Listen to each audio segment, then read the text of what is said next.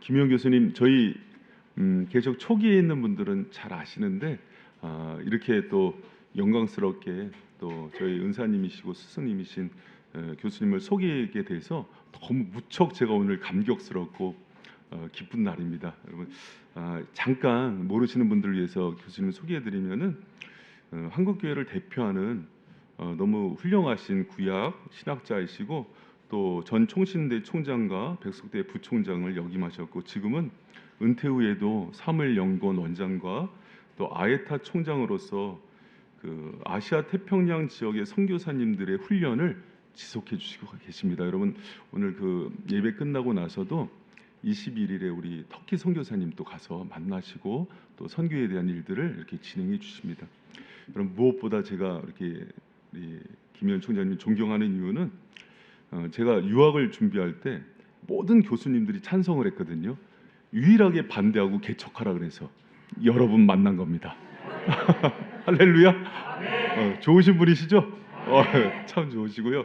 제가 인생에서 길을 물을 때 꼭 이제 묻는 선생님들이 계신데 그분의 저에게 나침반과 같은 역할을 해주시는 분이시고 이번에 이제 사모님 오셨는데 그런 얘기를 하시더라고요. 제자 교회를 가고 싶다고 얘기한 건 처음이셨대요. 근데 이렇게 성령께서 기억나게 해주시고 꼭 필요한 말씀 듣게 하시려고 보내주셔서 감사하다는 생각이 듭니다. 여러분, 우리 보내주신 예수님께 감사합니다. 그리고 교수님 환영합니다. 우리 영광의 박수 드리겠습니다.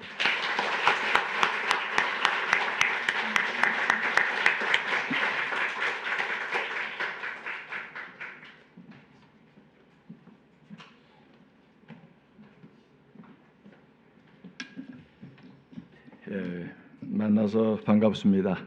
초기에 계실 분들은 여러분 배웠던 기억이 있습니다.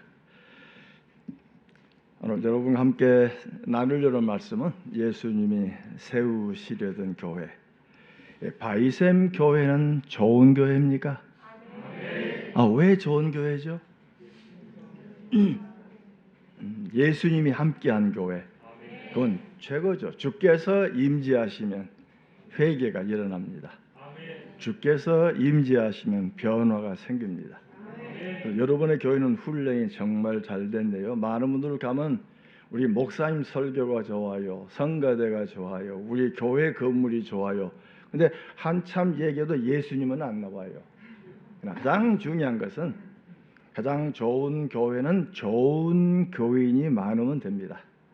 그 누가 좋은 교회니까 주님과 동행하는 분들이 좋은 교회입니다. 이제 여러분과 함께 살피려고 하는 것은 저는 이제 나이가 들어가기 때문에 앞으로 한 세대 봅니다. 20년, 25년. 여러분들은 저보다 훨씬 젊으니까 한 30년, 40년. 자, 30년 뒤에 바이샘 교회 어떤 모습일까요? 그려볼 수가 있어요? 어떤 교회일까요? 한번 영상 한번 떼주세요. 두 개의 형태를 보여주었습니다. 하나 그 다음부터 보여주세요. 예, 하나 넣어주세요. 교회 원리와 형태. 하나의 교회는 A 형태입니다. 건물인 형태. 저건 틀린 건 아니죠. 하나님의 선물입니다. 한국교회 70년 80년대 민족 보구마 운동이 벌어지면서 교인들이 막 유입이 되니까 교회들마다 교회를 경쟁적으로 지었던 시대가 있었습니다. 그래서 하나님의 선물입니다. 우리 윗세대가 물질로 주님을 섬겼던 또 다른 이런 비형입니다. 교회는 공동체란 겁니다. 건물이기 전에 공동체, 건물이 커도 그 안에 공동체가 살아있으면, 구역이 살아있으면, 셀이 살아있으면, 목장이 살아있으면 그 교회는 규모에 관계없이 주님의 임재를 느낄 수 있고 교제를 느낄 수가 있습니다. 제가 2016년에 한국 와서 32년간 봉사하고 은퇴하고 2016년도에 워싱턴 시외에 정착을 했습니다. 집을 사러 다니는데 아주 쇼킹했던, 아주 강을 바라보고 너무 좋은 산 등성에 있는 교회, 등성에 있는 집, 너무 집이 좋습니다. 근데 유감스럽게 교회가 안 돼가지고 속을 아파트로 바꿔서 단독주택으로 만들었는데 가격도 좋고 모든 게 많은데 마음속에 하나님의 교회를 주거로 쓰기는 좀 마음이 불편하다고 사지 않았고 그 지역에 아파트를 산 적이 있습니다. 2년 전에 워싱턴 포스트에 전면에 나온 이야기입니다. 교회 3개가 사람이 없어서 콘도로 바뀐 이야기가 나왔습니다. 또 여러분 유튜브 들어가면 볼 겁니다. 영국의 많은 교회가 캐바레도 팔리고 도서관, 가게, 또 이 화가의 작업실, 심지어는 모스크로도 팔려갑니다. 자, 여러분이 꿈꾸는 교회, 건물도 하나님의 선물입니다. 분명히 잘못됐다 말한 것은 그건 잘못입니다. 하나님께서 주신 선물입니다. 자, 또 다른 건물이 없지만은 공동체로 이루어지는 교회도 하나님의 아름다운 선물입니다. 그래서 여러분들은 한번 머릿속에 함께 설교를 나누면서 우리 교회가 이런 교회가 되면 좋겠다 하는 꿈과 비전이 만들어지기를 원합니다. 첫 번째, 오늘 본문의 말씀을 잘하는 말씀입니다. 예수님의 사역이 이제 공생의 마지막에 넘어가면서 사람들을 나를 누구로 아느냐, 엘리야라 하더군요, 또는 세례 요한이라 하더군요, 아니면 구약 신명기에서 예언된 선지자 중에 한 명이라 하더군요. 그 말은 메시아와 연결된 구분이기도 합니다. 그때 예수님이 베드로에게 너는 나를 누구로 하느냐, 그때 제자 중에 대표했던 베드로가 주는 그리스도시요 살아계신 하나님의 아들이십니다. 그때 18절 내가 내게 이르노니 너는 베드로라, 내가 이 반석 위에 내 교회를 세우리니. 베드로라, 이것은 막 여러분 배웠겠어요? 남성형인 페트로스란 말이고, 반석이란 말은 여성입니다. 페트라. 가톨릭 교회가 말이 안 맞죠. 베드로 위에 세웠단 말이 안 맞는, 베드로와 같이 믿음을 고백한 자들 위에 세우신. 그래서 중요한 말씀은 내가 내 교회를 세우리니. 우리가 주님의 교회를 세우는 게 아니죠. 혼돈하면 안 됩니다. 우리가 으쌰으쌰 해가지고 교회를 세우는 게 아니죠. 예수를 믿는 것은 우리가 믿으려고 애쓴다고 믿어지는 게 아니죠. 주님이 찾아오셔야, 성령의 마음을 여셔야 믿어지는 놀라운 기적적 사역입니다. 우리 한 사람 한 사람 여기 있는 것은 주님이 불러주신 놀라운 역사 속의 한 부분입니다. 이 교회를 13년 동안 키워준 것도 내가 내 교회를 세우리니. 자, 근데 예수님의 공생애를 읽어나가면 좀 이해하기 어려운 부분이 있습니다. 요한복음 4장에 보시면은 예수님이 사마리아 여인을 전도합니다. 사마리아 여인을 전도하고, 이 사마리아 여인이 예수가 메시아인 줄 알고 맨 처음 했던 게 뭐죠? 자기 동네 들어가서 와보라. 중요한 것은 예수님이 사마리아 여인을 전도하고 사마리아 동네에서 빼내가지고 내가 다니는 회당에 오라고 말하지 않았습니다. 내가 교회를 세울 테니까 너 이 교회 등록해라고 말하지 않았습니다. 맨 처음 한 건 뭐죠? 예수가 메시아라는 사실을 알고 동네에 들어가서 와보라, 내 행한 일 모든 걸 아는 사람을 와서 보라 했더니 이 사람들이 전부 꾸역꾸역 예수께 모여들면서, 그리고 나서 42절에 보면 이런 말씀이 있어요. 여자에게 말하되, 사마리아 사람 여자에게 말하되, 이제 우리가 믿는 것은 내 말을 인함이 아니니 이는 우리가 친히 듣고 그가 참으로 세상 구주인 것을 알게 되었다. 그러면 사마리아 여인이 한 일이 뭐죠? 이들을 예수께 불러봤던, 예수를 믿고 사마리아인이 신입반 과정 16주 과정을 공부했나요? 사도신경을 공부했나요? 아니죠.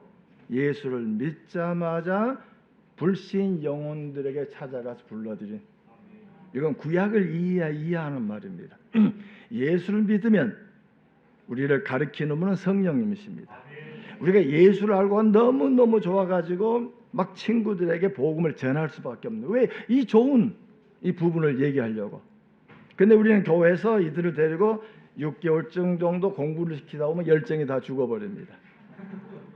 좀 뭐 이상한 얘기들이죠. 자, 마태복음 5장에 보시면 예수님이 군대 귀신 들린 사람을 부릅니다. 병을 낫게 합니다. 그래서 군대 귀신들을 돼지떼에다 넣고 돼지가 몰사했고 한 영혼을 불러냈고, 그래서 이 사람이 정신이 차리고 나서 옷을 단정히 입고 예수께 뭐라고 말합니까? 내가 예수를 따르겠습니다. 어마어마한 얘기잖아요. 제자들이 예수에게 있을 때 나를 따르라 했던 바로 그 똑같은 말씀을 가지고 내가 예수님을 따르겠습니다. 자, 누가복음 5장을 볼까요? 누가복음 5장에 보면은 8장이 예 8장입니다. 8장에 거라사인 군대 귀신을 고쳐 주었더니 38절에 보면 귀신 나간 사람이 함께 있기를 구하였으니, 또 제가 지금 누가복음 8장을 찾았는데요.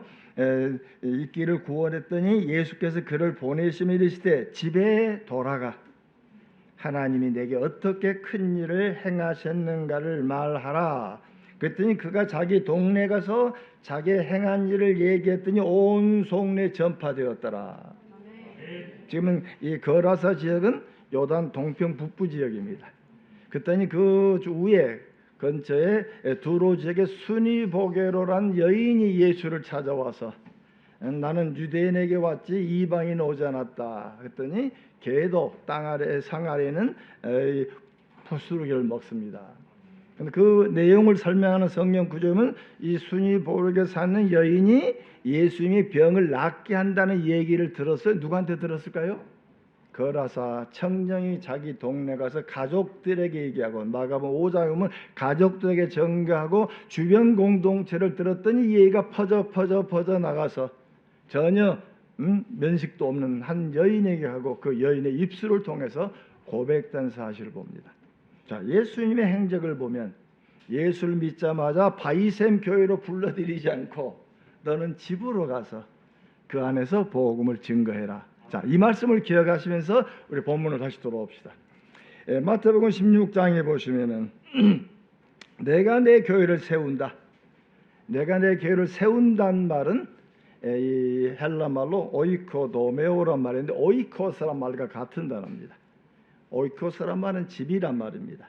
그 당대 예수님 당시 때 집이란 이야기는 그냥 우리가 있는 집이란 개념이 아니고 그 당대 사회적 개념은 집안에 식구라고 하면 자기 친족만 말하지 않고 자기 가족, 그 다음에 옆에 있는 친족들, 식객들, 또 친구들, 그리고 종들.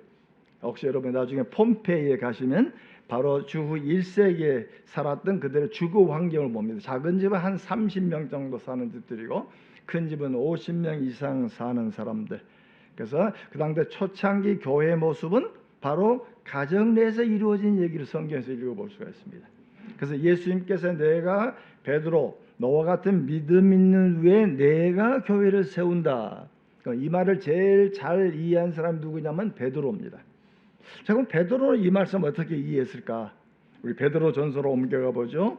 베드로 전서에 가면은 이 베드로가 서신을 보내면서 1장 1절에 보시면 베드로는 본도, 갈라디아, 갑바디아, 아시아, 비두니아에 흩어진 나그네 5군데의 지역마다 모이는 나그네들, 곧 예수를 믿는 사람들, 예수를 믿는 사람이 편지를 하는데 썩어져 금과 음으로 너희들이 구원받은 것이 아니고 흠 없고 접 없는 예수로 말미암아 구원받았음을 쭉 얘기하고, 2장 5절에 보시면 너희도 산돌같이 신령한 집으로 세워지고 예수 그리스도로 말미암아 하나님이 기쁘게 받으실 신령한 제사를 드릴 거룩한 제사장들이 될지니라.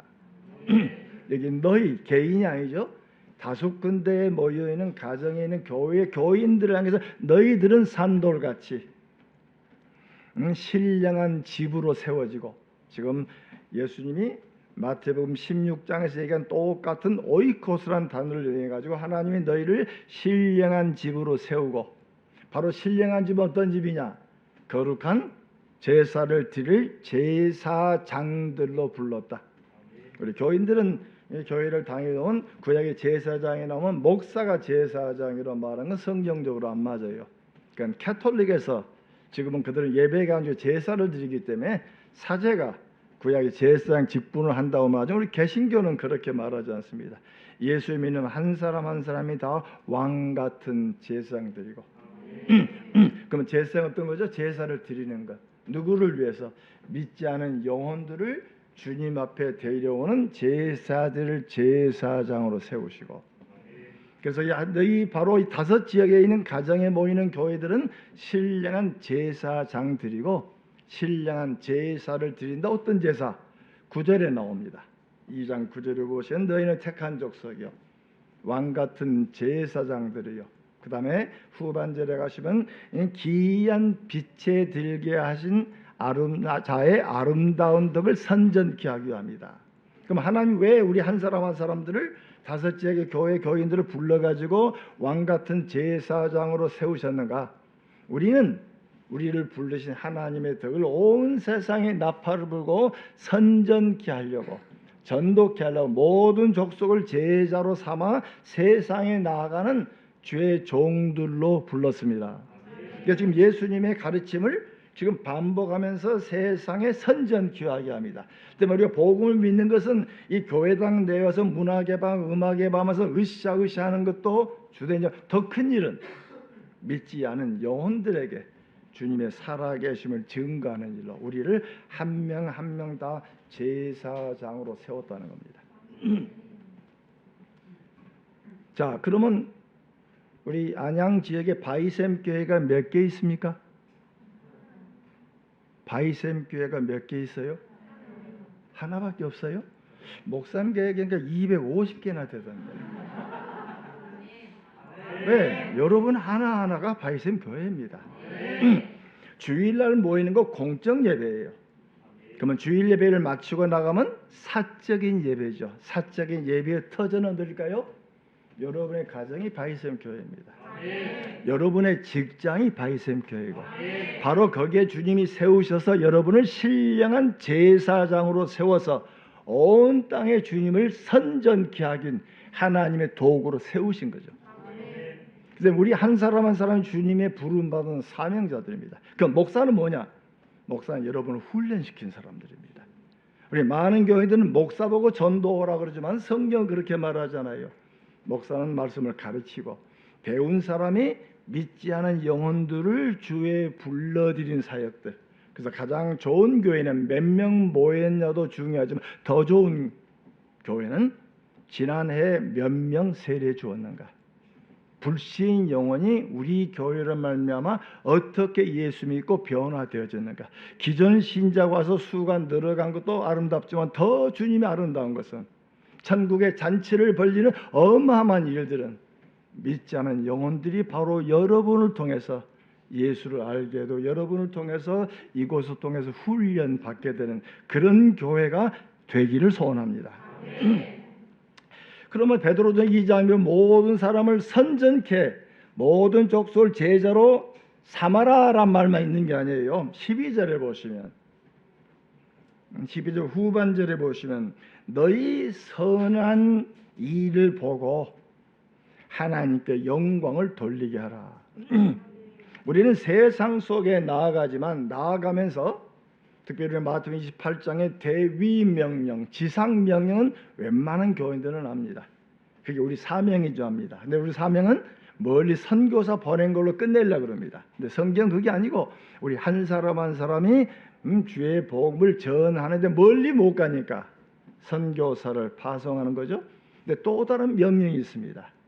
아까 우리 베드로 2장 12절에 너희 선한 일을 보고 하나님께 영광을 돌리게 하라. 우리 영광을 돌린단 말이 나오면 좀 오해를 해요.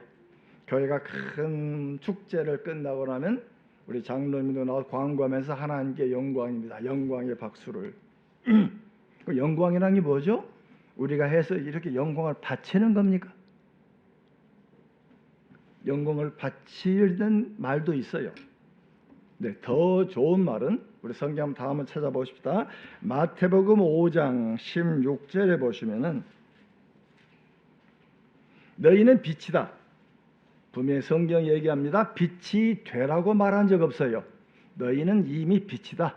예수를 믿으면 세상 어두움에서 이미 불려나와 빛이다라고 설명합니다. 그럼 빛이라면 16절 우리 한번 같이 읽어볼까요? 이같이 너희 빛이 사람 앞에 비추게 하여 그들로 너희 착한 행실을 보고 하늘에 계신 너희 아버지께 영광을. 자, 영광을 돌리는 사람은 누구죠? 우리가 아니에요. 그들은 누군가요? 15절에 보면 가족입니다. 빛이란 것은 말 밑에 놓는 것이 아니고 등잔 위에 있어서 가족 사람들을 다 비치기 위해서 저 사람들이 예수를 알고 하나님 알고 그들이 하나님께 영광을 돌리는. 그래서 영광이라면 좋은 말은 반사, 영어로 말하면 reflection입니다. 이 거울로 빛을 반사하는. 그래서 빛을 반사할 때 보는 사람은 나는 안 보이고 빛에 반사된 태양만 보이는 겁니다. 그때 우리에겐 두 개의 명령이 있습니다. 하나는 모든 족속을 제자로 삼으라는 명령, 목사의 명령이 아니에요. 믿는 모든 자는 세상 속에 말씀을 선전해야 할 명령이 있고, 또 다른 명령, 그리스도의 말씀대로 삶으로 옆에 있는 사람이 나도 너처럼 살고 싶은데 어떻게 하면 좋아? 야, 너는 내가 너를 평생 지켜보았는데 너는 정말 예수 믿는 사람이야. 누가 뭐라 해도 너는 하나님을 아는 사람이야. 나도 너처럼 살고 싶은데. 그게 초대교회 역사입니다. 드러내려고 자랑한 게 아니고 말씀대로 살았더니 그대로 변화된 삶. 자, 이 말씀을 이해하고 나면 이제 사도행전 1장을 이해할 수가 있습니다. 사도행전 1장에 보시면 예수님 승천을 앞두고 이스라엘 제자들이 예수께 묻습니다. 이스라엘 나라 회복이 언제입니까? 그때 예수님께서 너희들 알 바 아니다. 알 바 아니다 그러고 무시해버린 게 아니에요. 7절에 보시면 알 바 아니라 해놓고 곧 이어서 말씀이 하나님 나라가 언제 임합니까? 하나님 나라가 언제 회복됩니까? 했더니 그 말씀은 8절과 연결되어야 됩니다. 너희들은 언제 종말이 올지는 생각하지 말고 아버지가 하시니까 너희는 지금 할 일이 있다. 그게 1장 8절입니다. 너희는 성령이 임하면 권능을 받고 땅끝까지 가라. 많은 분들은 이 글을 읽으면 땅끝까지 가는 것만 생각합니다. 근데 본문 저자의 의도는 아니에요. 본문의 의도는 한 가지입니다. 성령이 임하면 내 증인이 된다. 성령이 임하면 내 증인이다. 이미 12사도가 성령이 임하면 증인이 되는 거죠. 증인이 되는데 어디서부터? 예루살렘에서. 증인이 되는데 이 불똥이 그다음에 유다와 사마리아 땅끝까지. 그다음에 가장 주된 얘기는 내 증인이다. 자, 그러면 1장 9절에 무슨 말씀이 나와야 되죠? 성령이 임하면 그랬으니까 곧 이어서 예수님의 승천 얘기가 나와요. 1절까지. 그러면 12절에 정상적인 기록이라면 성령이 임했다 하고 와야 됩니다. 근데 1장 12절부터 26절까지 성령 얘기는 한마디도 안 나와요. 성령이는 2장에 나와요. 2장에 나와도 4절밖에 기록하지 않아요. 성경 저자는 주요한 얘기가 길게 기록해. 뭘 기록하죠? 그래서 혹시 여러분 성경 읽어나가면 마치 영화처럼, 영화에 처음 막 장면이 도입할 때는 스타카토처럼 막 장면이 연결되다가 중요한 장면이 나오면 슬로우 모션이 나오고 아주 중요한 장면이 나오면 정지 화면이 나옵니다. 2초, 3초 아주 중요한. 이게 지금 성경 저자도 마찬가지입니다. 앞에 스타카토로 막 얘기하다가 지금 갑자기 슬로우 모션으로 이걸 기록한 게 12절부터 26절까지예요. 성경 아신 분들은 이해할 수 있게 왜 그랬을까? 성경 읽어나가면 성령이 온다는 말 한마디도 안 해요. 12번째 증인 유다가 제 길로 가버렸다. 그래서 12번째 증인 마띠아 뽑는 얘기를 길게 기록해요. 그럼 왜 그랬을까? 그건 구약과 밀접히 연결되어 있습니다. 이사야 43장에 보시면 이사야 43장에 보시면은 본문을 다 읽을 수는 없죠. 시간이 없으니까. 첫 번째 구는 하나님 그때가 되면 하나님께 동서남북에서 이스라엘 민족을 불러낼 것이다. 내가 이스라엘을 회집시킬 것이다. 내가 그들을 몰라내어 그 다음에 43장 10절에 보면 너희는 내 증인이 되고 또 12절에 보면 너희는 내 증인이고 어떤 증인? 하나님께서 불러낸 것을 이방 사람들한테 고하는 그래서 그때가 되면 하나님의 구원의 나라를 세우는 것은 이스라엘을 불러 모은 사람을 기초해서 증인 삼아 이방을 불러낸다 그럽니다. 바로 그 이야기를 사도행전 저자 누가가 얘기하고 있는 겁니다. 12번째 사도, 그게 다른 말로 말하면 12지파, 구약의 12지파는 사라져버렸는데 하나님이 새로운 지파 12지파를 세웠다는 겁니다. 지금 성경 저자는 새 이스라엘, 새 민족, 새 백성이 출발했다는 선포입니다. 하나님께서 옛 백성은 다 없애버리고 그 중에 일부를 뽑아내시고 이제 이방을 부르실 터에 내가 너희를 증인 삼았다. 성령이 임하면 너희들은 권능을 받고 이제는 이방을 불러 모을 일이 바로 너희들이 할 일이다. 그게 사도행전입니다. 그럼 하나님은 왜 우리를 부르셨죠? 우리끼리 모아가지고 즐겁게 살고 복받게 살고 그건 아니죠. 그렇게 하신 이유는 우리를 세상 속에 드러내셔가지고 와 저분들 예수 믿더니 참 부유하게 되었고 예수 믿더니 건강하게 되었고 예수 믿었더니 참 잘되고 잘되는데 그 잘된 사람들이 너도 예수 믿으면 바로 그 일을 다시 말해 우리를 대조사회로 부른 겁니다. 세상 속에서 우리를 불러내가지고 언덕 위에 밝은 집으로 세우시고 저 언덕 아래 있는 사람들이 와 나도 저기 살고 싶은데 나도 저들 속에 들어가고 싶은데 그게 사도행전에 주어진 가정교회들입니다. 첫 3세기 동안에 우리 기독교는 교회를 짓지 않았습니다.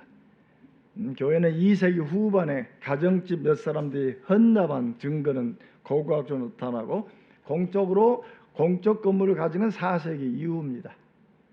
그 전에 기독교가 어마어마한 속도로 그 다음에 컨스탄티노가 인정할 수밖에 없는 그래서 결국 하나님의 교회는 건물을 지어서 컸더라면 아마 오늘날까지 존재하지 않을지도 모릅니다. 예, 복음은 예수님의 말씀처럼 내가 내 교회 너 믿음 있는 교회 세운다. 베드로가 그걸 받아들면서 한 가정이 하나님이 세우신 제사장들이다. 바로 이 사역을 통해서 그래서 교회는 두 개의 사역입니다. 세상 속에 하나님의 나라가 임했음을 보여주는 삶의 교회가 있고 공적인 예배가 있고 사적인 예배는 삶의 현장 속에서 말씀대로 살았더니 옆에 직장 동료가 너 정말 예수 믿는 사람이구나. 옆집의 아파트 사람이 정말 믿는 사람은 틀리구나. 제 제자 목사 중에 한 분이 유학을 갔다 와서 용인 지역에 용인 지역의 아파트에 하고 본인이 예수 믿는 언급 않고 믿는 사람처럼 살았습니다. 그때 한 6개월, 7개월 되던 이분이 목사인 줄 알게 됐어요. 그 목사는 예배 안 드립니까? 그럼 우리 집 오세요. 우리 집에 와서 같이 만두 빚고 같이 봄에 나물 따러 가고 사과 따러 가고 지난 일주일 동안에 일어난 일을 도란도란 얘기하고 잠깐 기도하고 몇 달 지나니까 아니 찬송도 부른다면서요. 여러분 좋아하는 노래 아직 찬송가를 모르니까 나의 살던 고향은 또 가곡도 부르고 아주 좋은 사랑은 하는 노래도 부르고 들락날락 하다 보니까 말씀이 이제 들어가기 시작하고 다시 말하면 예수를 믿자마자 성경을 증거하는 것도 주의 방법일 수 있고 근데 지금은 마음이 완악해졌기 때문에 이 껍질을 벗기는 기간이 오래 걸립니다. 예수 있는 말씀이 들어가기 전에 그들 속에 삶으로 보여주는 삶. 그래서 가장 좋은 것은 여러분의 가정을 작은 바이셈 교회로 만드셔서 이웃 사람을 초대하기도 하고 친구도 초대하고 혼자 하게 되면 두 가정, 세 가정이 어울려 가지고 함께 초대해서 처음부터 성경 가르치려고 애쓸 필요 없습니다. 그들의 눈에 보면 성경이 아니고 예수님처럼 사는 모습, 힘들어도 이겨내는 불편해도 숨을 꼴깍 삼고 이겨내는, 아까 찬송처럼 여러분의 삶으로 드러나는 것 속에 야 나도 예수 믿으면 좋겠는데, 그분들을 처음부터 교회 데리고 나온 게 아니에요. 여러분 가정집에 두세 가지 모여가지고 그들을 초대해서 한 4주, 5주, 6주 같이 얘기하고 도란도란 얘기하다가 성경 찾는 것도 보여주고, 사도신경이 어디인 것도 보여주고, 주기도문이 어디인 것도 보여주고, 그러고 나야 들어와야 서서히 하지. 갑자기 일어나가지고 사도신경 외우면은 무슨 연구를 하는 것처럼 불신자는 굉장히 당황해 버립니다. 바꿔보세요. 스님이 여러분을 전도해가지고 우리 불당화하고 묵주 주고 치라면 칩니까? 못 칩니다. 마찬가지요. 불신자가 교회를 들어올 때는 굉장히 마음이 불편해. 그 불편함을 여러분의 가정에서 해소해 줄 때 그게 작은 교회고 공동체입니다. 바로 이 일이 되어져야 불신 영혼들이 교회를 들어오는 창구가 됩니다. 교회에 들어왔다고 해서 여기 사진에다가 얼굴 띄워가지고 보여줄 필요 없어요. 나도 띄우면 불편한데 그렇게 하는 게 아니죠. 그 새 식구 가면 주변에 교인들, 구역 식구가 쭉 앉아가지고 새신자고만 예배 마치고 주변 사람 한 5명만 악수시키면 와, 이 교회 사랑이 있다 그럽니다. 모든 사람은 악수할 필요 없어요. 앉아있는 그분, 그 주변에서 이분을 영접해 주면 됩니다. 그리고 그 구역 식구가 이 사람을 키우면 돼요. 목사가 키우는 게 아니죠. 믿음을 가진 형아가 동생을 가르치면서 바꾸어 나가는. 이제 우리가 말씀을 마치면서 한 구절을 더 찾아보려고 합니다. 에베소 2장에 보시면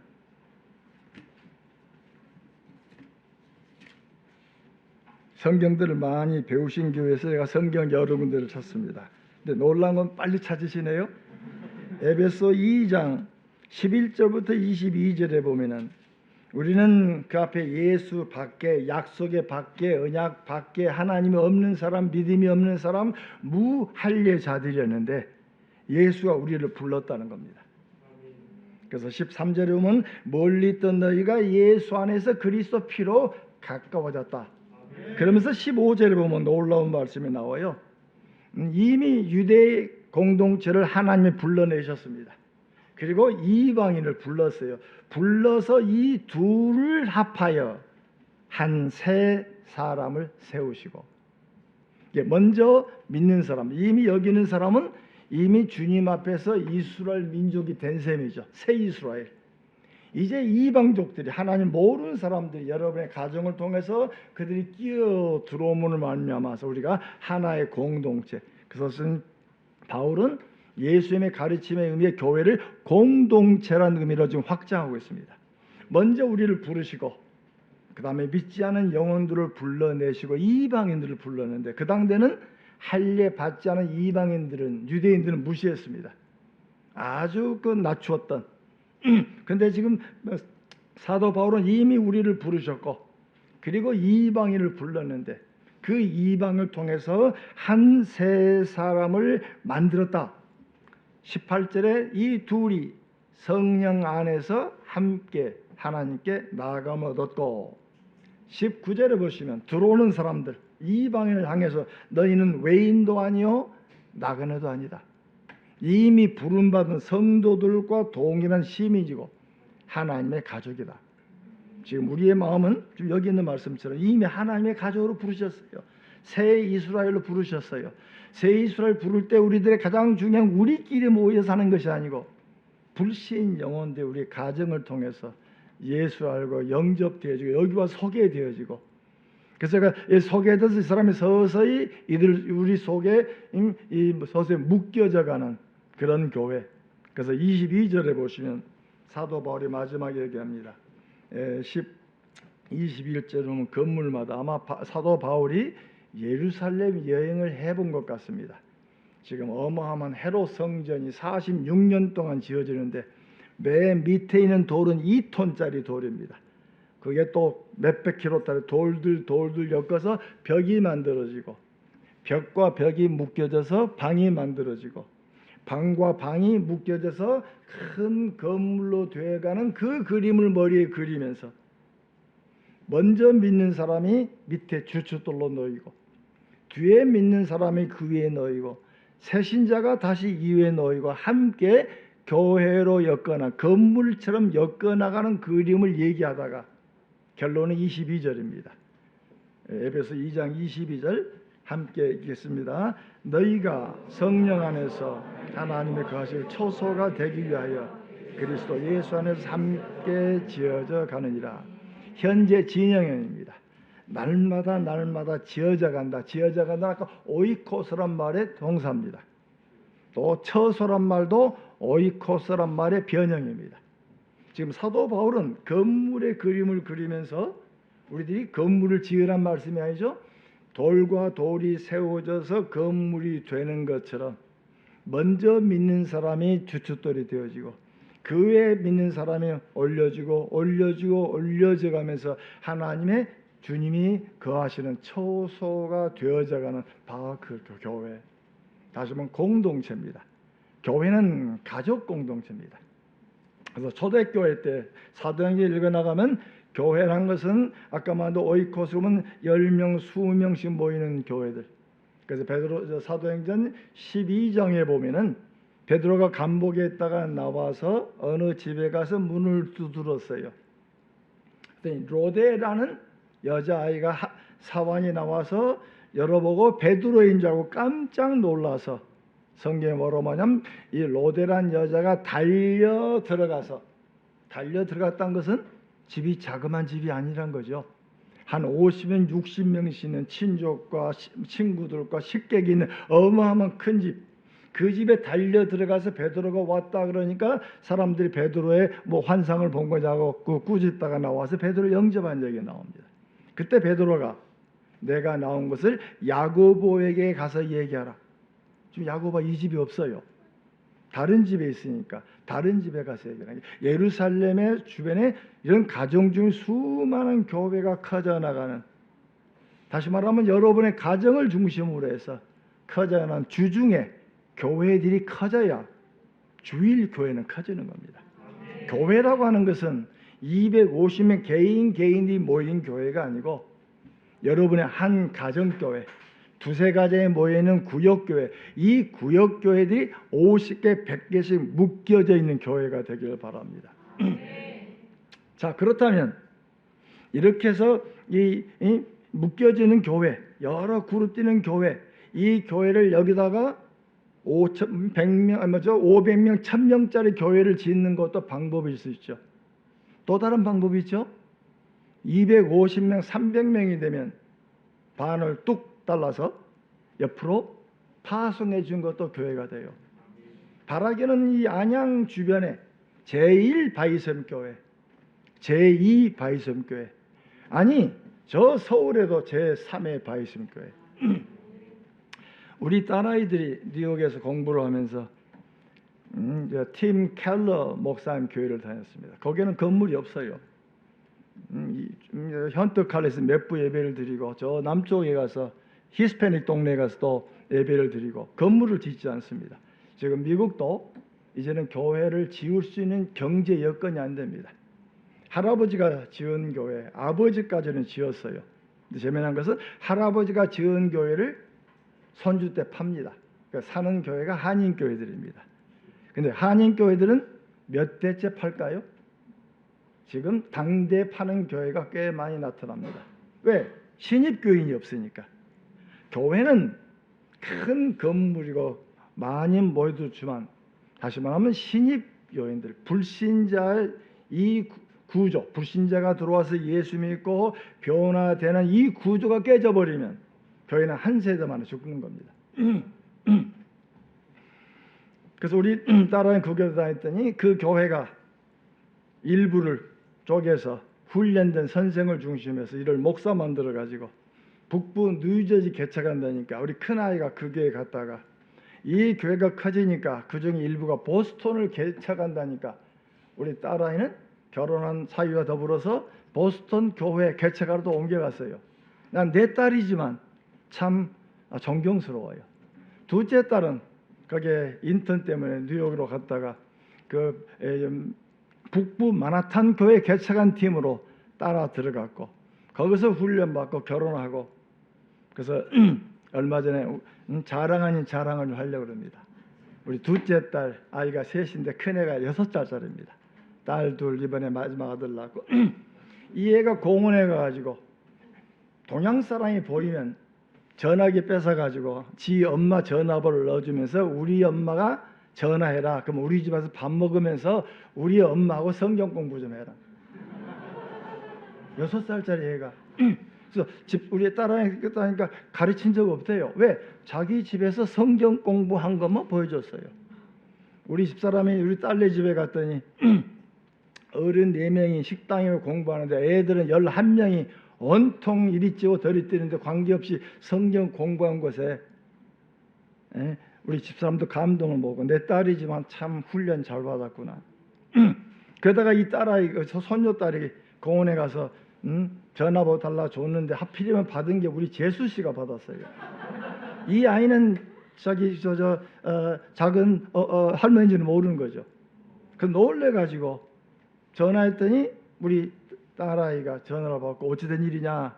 이러다가 무슨 일 생기는 거 아니냐. 아예 하지 말라 그래도 계속 해요. 이건 자랑 아닌 자랑이죠. 우리 믿는 사람들은 하나님의 기이한 빛을 세상에 선전해야 할 사명을 가졌습니다. 옛날에는 영적인 이 도표가 1에서 12만 8 정도 될 정도로 저희들이 신학교 다닐 때는 병원에 찾아가서 아무나 붙잡고 병상에 누워 기도합시다 하면 기도에 응해 줬습니다. 전도지를 주면 버리지 않았어요. 잘 받아줬어요. 근데 지금은 이 영적 능력이 1, 2도 안 됩니다. 전도하면 아주 불편해질 정도로 아주 어려운 일이 되어버렸습니다. 이런 어려운 문화권에서는 입으로 증거한 것도 중요하지만 이제는 삶으로. 그래서 내 신학 목회자 한 분이 성경을 가르치고 집사님에게 정확하게 예수가 누군지를 가르쳤습니다. 교회를 평생 다니는데 예수가 누군지 정확하게 고백하게 되고 감동이 밀려오고, 그래서 우리 교역자 한 사람이 집사님 친한 친구 예수 안 믿죠? 전도하면 너나 잘 믿으라 그러죠. 그러면 집사님이 친구 집에 한번 초대하세요. 나도 초대하고. 그러니까 집사님이 저녁을 준비하고 이 전도사님하고 친구를 불렀어요. 밥을 먹고 도론도론 얘기하고 2-3시간. 그러면 두 번째는 누가 부르죠? 전도사님이 집사님하고 친구를 집에 불렀어요. 그러면 세 번째는 누가 부릅니까? 예의상 집사의 친구가 부릅니다. 목사 말합니다. 안방에 3시간씩 3번 들어갔는데 전도 못하면 목사 그만둬. 그래서 6개월 만에 60몇 명 모아가지고 교회를 개척해 나갔습니다. 이건 목사만이 할 일이 아니죠. 바로 우리가 해야 할 일입니다. 그래서 저는 여러분이 한 가지 제안하고 말씀을 마치려고 합니다. 유대인들이 2000년간 살아남은 것은 회당 때문에 살아남은 건 아닙니다. 그들이 살아남은 여러 이유죠. 그 중에 하나가 세베스 디너입니다. 금요일날 저녁에 세베스가 되면 디너를 준비하고 주중에 애들이 이것 사줘 저것 사줘, 아니 세베스 사줄게. 그래서 모든 걸 세베스 옮깁니다. 그러면 세베스 디너를 준비하고, 그리고 아버지가 자기 부인을 위해서 기도하고, 그리고 음식을 나눠주고, 그날에는 군대가 있건 멀리 여행하건 식구대로 빈 접시도 앉혀놓고 마치 여기 와 있는 것처럼 얘기하면서 식사 시간이 보통 2시간에서 3시간입니다. 그래서 지난 한 주간의 이야기를 도란도란요 절대로 꾸짖지 아니하고, 뭔가 잘못된 일이 있으면 그래 어떻게 하면 좋겠지 하면서 고언하고 격려하고, 이거 해라라 말하지 않고 그 아이 입에서 내가 이렇게 해야 되겠네요라고 말할 수 있는, 바로 똑같은 일을 미국의 아이오와주에 전도 폭발 세미나를 배우러 갔더니 그 미국 교회가 선데이 디너로 주일날 예배 마치고 오면은 선데이 디너 2시간 동안 밥 먹으면서 그 이야기하는 현장에 제가 있었습니다. 저도 무척 감동되었던. 여러분들 선데이 디너 다시 보고 나면 어떻습니까? 주일날 예배를 마치고 주일날 여러분이 매 주일 저녁마다 추석 명절처럼 음식이 장만되어지고 옆집에 사람 불러오고 그때 얘기하면서 지난 한 주간 도란도란 얘기하면서 격려하고 박수 쳐주고 함께 기도하면서 그때 옆에 있는 사람이 와 예수 믿는 건 이렇게 믿는 거구나. 그렇게 해서 여러분이 하다 보면 이 사람들이 여러분 속에 들어오게 되고 여러분 안에 이 안에 들어오게 되고 그러면서 교회가 커져 나가면서 이 교회가 이 건물을 중심에서 하루에 7번 예배도 봅니다. 동장 요한교회 가면 한 건물 하나 가지고 7부 예배를 드립니다. 중간에 몽골 교회도 있고 베트남 교회도 여러 교회들. 그래서 이 교회의 아름다운 모습이 A형으로 가는 것도 하나님 방법이고 B형으로 가는 것도 하나님의 방법입니다. 바라기는 여러분의 가정이 바이샘 교회가 되어져서 이 일이 감당되기를 원합니다. 주변 사람까지 한번 인사 한번 하십시다. 우리 집이 바이샘 교회야. 예, 여러분 집이 바이샘 교회입니다. 주중에 주일날 모는 건 공적 예배입니다. 주중에 작은 바이샘 교회가 200개, 300개, 500개가 만들어지기를 소원합니다.